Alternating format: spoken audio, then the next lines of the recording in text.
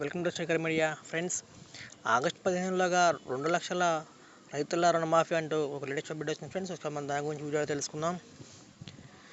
ఇటీవల లోక్సభ ఎన్నికల ప్రచారంలో ప్రజలకు ఇచ్చిన హామీ మేరకు ఆగస్టు 15లోగా రైతులకు 2 లక్షల పంట రుణమాఫీ నిధులు సమీకరించేందుకు అవసరమైన ఏర్పాట్లు చేయాలని ముఖ్యమంత్రి రేవంత్ బుధవారం అధికారులను ఆదేశించారు.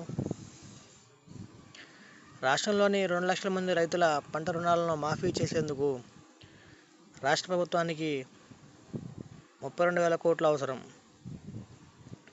2023 అసెంబ్లీ ఎన్నికల్లో కాంగ్రెస్ ఎన్నికల వాగ్దానాన్ని చేసింది, కానీ ఆ పార్టీ మేనిఫెస్టోలో అమలు తేదీని పేర్కొనలేదు. లోక్సభ ఎన్నికల ప్రచారం సందర్భంగా సీఎం గడువును ఆగస్టు 15గా ప్రకటించారు. పంట రుణాల మాఫీని అమలు చేయడానికి సరైన విధానాలతో కార్యాచరణ ప్రణాళికతో రండి అంటూ అధికారులను సీఎం ఆదేశించారు.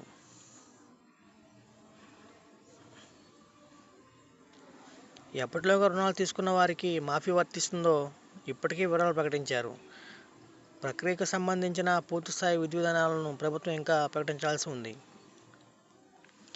ఏప్రిల్ 1, 2019 నుండి డిసెంబర్ 10, 2023 మధ్య 2 లక్షల లోపు రుణాలు తీసుకున్న, రెన్యువల్ చేసుకున్న రైతులకు మాఫీ వర్తిస్తుందని తెలంగాణ ప్రభుత్వం ప్రకటించింది.